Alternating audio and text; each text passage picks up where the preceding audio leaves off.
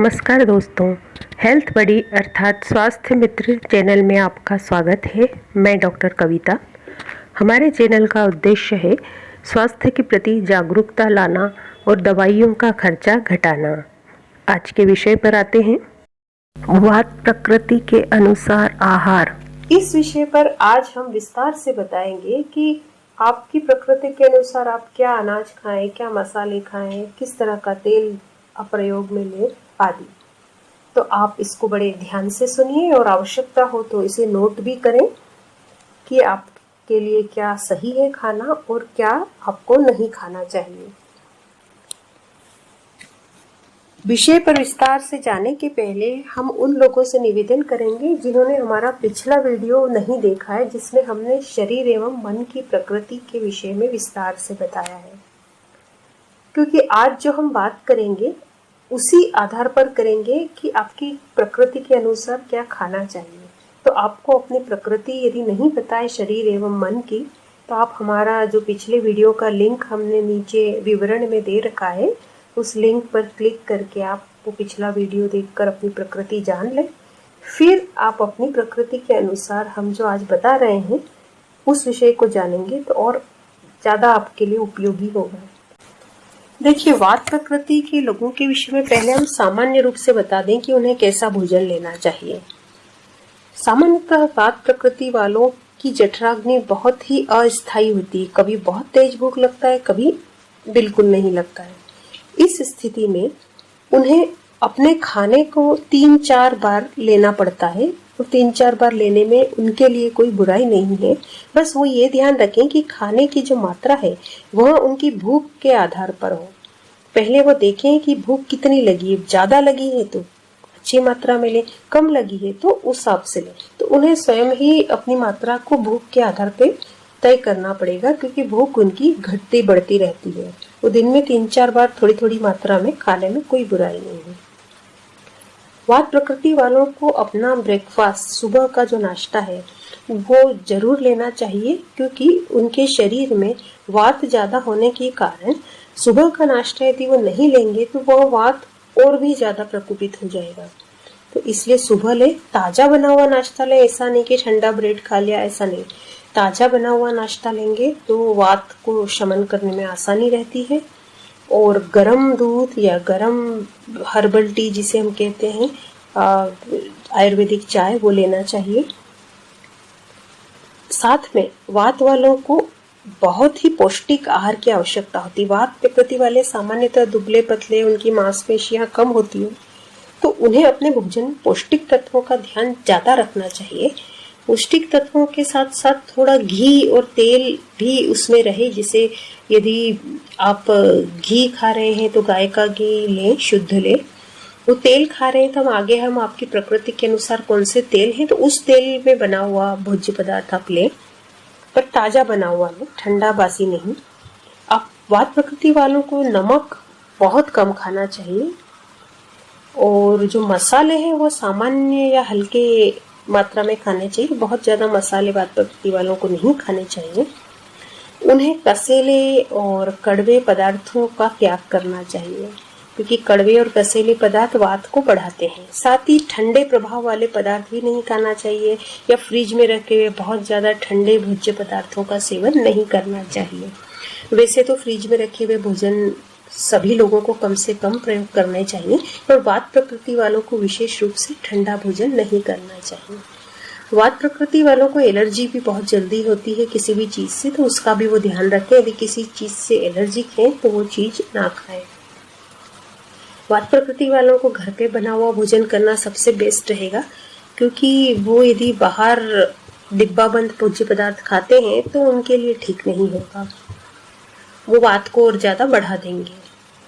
दूसरा, यदि वो भोजन कर रहे हैं तो टीवी देखते हुए या न्यूज़पेपर पढ़ते हुए भोजन ना करें, क्योंकि वात प्रकृति वाले वैसे ही अस्थिर चित्त वाले होते हैं। और यदि भोजन के समय भी वो शांत मन से भोजन नहीं करेंगे और न्यूज़पेपर, टीवी आदि देखते हुए करेंगे तो वो और वात को प्रकोपित ही करेगा, उनकी चित्त की अस्थिरता को बढ़ाएगा। तो इस बात का वो ध्यान रखें कि किस वातावरण में वो भोजन कर रहे हैं। दूसरा, वात प्रकृति वालों को भोजन को छोड़ना नहीं चाहिए। छोड़ने नहीं चाहिए का मतलब कि जैसे सुबह नाश्ता कर लिया तो दोपहर में खाना नहीं खाया, सीधे रात को खाएंगे, ऐसा नहीं।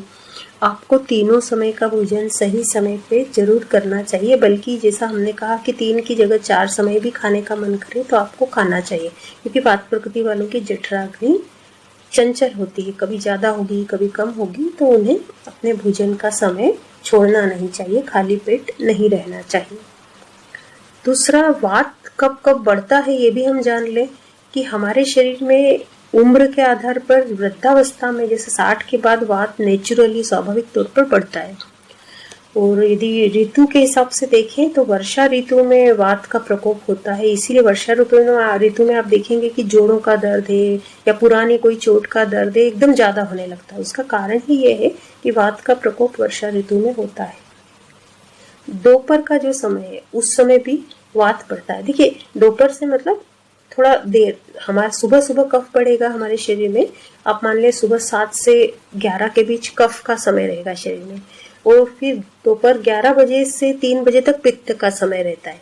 लेकिन जो उसके बाद का समय है 3 बजे से 7 बजे तक, वो फिर से वात का समय होता है। इसलिए 3 से 7 के बीच में आप शाम के समय 4 बजे बाद टहलने का मन भी होता है, आप एक्सरसाइजेस भी कुछ शाम की करना चाहते हैं तो 5 से 7 के बीच में करते हैं ज़्यादातर लोग, क्योंकि वो समय वात का होता है, एक्टिविटी करने का मन करता है। तो इसलिए, और उसी तरह फिर शाम को 7 से 11 फिर कफ का समय आ जाएगा, फिर रात को 11 से 3 फिर पित्त का समय होगा, और फिर 3 बजे बाद से सुबह 7 बजे तक फिर वात का समय रहेगा। तो इस तरह से साइकिल चलता है पूरे 24 घंटे में कि वात पित्त कफ हमारे शरीर में थोड़ा बहुत अपने लेवल को ऊपर नीचे समय के आधार पर करते हैं। तो उसी के आधार पर हमें अंदर इच्छाएं भी जागृत होती है। पित्त का समय होगा तो देखिए कितना तेज भूख लगता है, कफ का समय होगा तो आपको ऐसा नींद जैसा लगेगा, ऐसा बैठे रहने का काम करने का मन करेगा, और वात का समय होगा तो तुरंत आपको एक्टिविटी करने का मन करेगा, यहाँ जाएं, जिम जाएं, थोड़ा टहल लें, थोड़ा छत पे हो आए। तो ये वात पित्त कफ का असर है, और इसी आधार पे हमारे शरीर में हमें अलग अलग तरह के काम करने का मन होगा, और हमें भोजन भी उसी आधार पे, जैसे वात प्रकृति वाले हैं तो यदि वो प्रकृति भी वात है, प्रकृति तो जन्म से तय है जो हमने पिछले वीडियो में देखा था, लेकिन जो उम्र के आधार पे वात बढ़ा है वो प्रकृति भी वात है, तो फिर आपको ज्यादा ध्यान देना पड़ेगा। प्रकृति वात है और वर्षा ऋतु चल रही है तो वात का प्रकोप वर्षा ऋतु में होता है, प्रकृति का भी दोष वात है, तो आपको उस समय ज्यादा ध्यान देना है। उसी तरह वात प्रकृति वालों को बहुत ज्यादा तेज आवाज के बीच में नहीं रहना चाहिए, कि बहुत जो तेज आवाज होती है उससे वात वालों को तकलीफ होगी, क्योंकि वात वालों में वो शक्ति कम होती है कि बहुत तेज आवाज को बहुत देर तक सुन पाए। उनका चित्त भी अस्थिर होता है तो उस समय और ज्यादा अस्थिर हो जाएगा। बहुत ज्यादा जो हवा चल रही हो ऐसे मौसम में भी वात वालों को बाहर नहीं जाना चाहिए, क्योंकि उनका इम्यूनिटी कम होता है। तो ये हमने सामान्य चीजें बताई। अब वात वालों को विशेष रूप से जैसे कौन से अनाज खाने चाहिए, तो उनके लिए ब्राउन राइस, जिसे हम बिना पॉलिश किया हुआ चावल बोलते हैं, वो अच्छा रहेगा, या अच्छी क्वालिटी का बासमती राइस है तो भी खा सकते हैं, पर बिना पॉलिश का चावल सबके लिए सामान्यतः अच्छा होता है। वात वालों के लिए ज्वार खाना बहुत अच्छा रहेगा, और भुट्टा खाना अच्छा रहेगा। वात प्रकृति वालों को गेहूं भी खा सकते हैं, और गेहूं बस ये ध्यान रहे कि जैसे रोटी खा रहे हैं तो गाय का घी लगाएं, तो वो वात के लिए और ज़्यादा फायदा करेगी।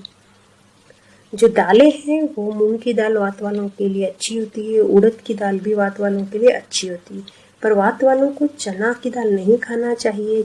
चौला फली जो आता है उसकी दाल बनाते वो नहीं खानी चाहिए। मूंग और उड़द उनके लिए ज़्यादा अच्छे हैं। जो सब्जियां हम बात करें तो वात वालों के लिए गाजर है, खीरा है, हरी फलीदार सब्जियां जिसे हम कहते हैं कि सूरजने की फली और वालोल फली, ऐसी बहुत सी फली वाली सब्जियां अच्छी रहेंगी। सरसों का साग वात वालों के लिए अच्छा रहेगा, क्योंकि सरसों है वो गर्म रहता है, वात वालों को गर्म चीज़ें खाना अच्छा रहता है, वो वात को कम करते हैं गर्म पदार्थ, भोज्य पदार्थ। वैसे ही पालक अच्छा रहेगा वात वालों के लिए, कद्दू अच्छा रहेगा। जो मीठा आलू आता है जिसे रतालू कहते हैं सर्दियों में, वो वात वालों को खाना चाहिए। पर जो सामान्य आलू है जो हम दैनिक रूप से प्रयोग करते हैं वो नहीं खाना चाहिए, या खाना भी पड़े तो कम से कम खाएं, क्योंकि वो आलू वात बढ़ा सकता है। पर रतालू अच्छा रहता है, रतालू उतना वात नहीं बढ़ाता है। जो स्वीट पोटैटो जिसे कहा जाता है वो अच्छा है। दूसरी चीज, जो मौसम की सब्जियां हैं, जैसे कोई भी मौसम चल रहा है, ठंड का है, गर्मी का है, उस समय जो भी सब्जियां आती है, हरी सब्जियां हैं, वो सब वात वालों को खानी चाहिए उस देश और उस मौसम के आधार पर। अब हम बात करें कि उनको दूध कौन सा लेना चाहिए, तो बकरी का दूध वात वालों के लिए अच्छा होता है, गाय का दूध अच्छा होता है, भैंस का दूध भी ले सकते हैं वात वाले, क्योंकि वात में थोड़ी शक्ति कम रहती, तो भैंस का दूध भी वात वालों के लिए अच्छा है। बटर मिल्क जिसे हम छाछ कहते हैं वो अच्छा है, दही अच्छा है। दही देखें कि बहुत खट्टा ना हो, तो दही खा सकते हैं वात वाले, क्योंकि वो गर्म भी रहता है प्रभाव में। अच्छा, आपको ये बता दें कि छाछ है वो ठंडी होती है, लेकिन दही गर्म होता है। ये बहुत लोगों को पता नहीं होता, वो सोचते दही भी ठंडा होता है। नहीं, दही का प्रभाव गर्म होता है और छाछ का प्रभाव ठंडा होता है, और इसलिए छाछ को ज़्यादा महत्व दिया गया है आयुर्वेद में भोजन के साथ लेने के लिए। पर वात वाले दही भी खा सकते हैं, और घी वो खा सकते हैं, गाय का घी हो तो ज़्यादा अच्छा है। फलों की बात करें तो वात वालों के लिए केला अच्छा है, स्ट्रॉबेरीज है, चेरी है, एप्रिकॉट करके खट्टा सा सूखा जो फल आता है वो भी वात के लिए अच्छा है, नारियल अच्छा है, खजूर बहुत अच्छा है, अंजीर, अंगूर और आम, दूसरा खरबूज भी वात वाले खा सकते हैं, पाइनएप्पल, एप्पल तो सभी के लिए अच्छा होता है सामान्यतः, पपीता वात वालों के लिए बहुत अच्छा है, अनार भी वात वाले खा सकते हैं। तो ये सब वात प्रकृति के आधार पर हमने फलों का सेवन बताया कि क्या वो कर सकते हैं। यदि हम बात करें कि ड्राई फ्रूट्स जो मेवे हैं, तो वात वालों के लिए बादाम, काजू, पिस्ता, खोपरा जिसे सूखा नारियल जिसे कहते हैं वो, किशमिश, अपना जो खजूर है वो, पिंड खजूर जिसे कहा जाता है, साथ ही मूंगफली भी इस मेवे में ही आती है, तो मूंगफली अच्छी रहेगी वात वालों के लिए। यदि उन्हें मीठा खाना है, जैसे शक्कर हम ज़्यादा खाते तो सामान्यतः सफ़ेद शक्कर और मैदा सभी को मना करते हैं, तो उसमें हम वात वालों के लिए गुड़ अच्छा है। यदि मीठा ही कुछ मिलाना है किसी चीज़ में, शहद वात वाले मिला सकते हैं, वो बहुत अच्छा है। मिश्री जो अनपॉलिश्ड शुगर है वो आप खा सकते हैं। वात वालों को थोड़ा सा खट्टा खाने का मन करता है, तो उसमें आप नींबू का अचार या नींबू की चटनी, मीठी चटनी, इस तरह की कोई चीज़ भोजन में ले सकते हैं। तेल की यदि हम बात करें तो वात वालों के लिए कोकोनट ऑयल, जो खोपरे का तेल है, वो अच्छा रहता है, पर सामान्यतः खोपरे का तेल खाने में नॉर्थ इंडिया में कम यूज़ करते हैं, तो वहाँ तिल का तेल वात वालों के लिए अच्छा है। सरसों का तेल वात वाले खा सकते हैं। मूंगफली का तेल वात वालों के लिए बहुत अच्छा है, और आजकल लोग जैतून का तेल बड़ा मानते हैं अच्छा है, तो आपको यदि स्वाद में अच्छा लगे तो जैतून भी अच्छा है, तो ये तेल खा सकते हैं। मसालों की बात करें तो हींग वात वालों को बहुत फ़ायदा करेगी। आप जानते हैं हींग वात को दूर करती है, हींग गैस के लिए भी अच्छी होती है, तो हींग कम मात्रा में भोजन में दैनिक रूप से आप लें। अजवाइन आपके लिए अच्छी है, गार्लिक यानी लहसुन बहुत अच्छा होता है, हल्दी वात वालों के लिए बहुत अच्छी है, हल्दी सामान्यतः सभी के लिए बहुत अच्छी है, सरसों जो गर्म होती है वो वात वालों के लिए अच्छी है, काली मिर्च वात वाले ले सकते हैं मसालों के अंदर, और काला नमक ले सकते हैं, जीरा ले सकते हैं, जीरा भी सामान्यतः सभी प्रकृति वालों के लिए अच्छा होता है, क्लोव यानी अपना लौंग आप ले सकते हैं, धनिया अच्छा होता है, दालचीनी है, इलायची है, ये सब आप मसालों में प्रयोग कर सकते हैं। जो पीने की चीज़ें माने कि आपको क्या पी सकते हैं, तो उसमें जैसे दूध का तो हम पहले ही बता चुके हैं, अब फल और सब्जियों के जूस है, सूप है, क्योंकि गर्म पेय पदार्थ वात वालों के लिए अच्छे होते हैं, तो सूप बनाकर आप लें, और हर्बल टी जो हम आयुर्वेदिक चाय बनाते हैं वो आप ले सकते हैं।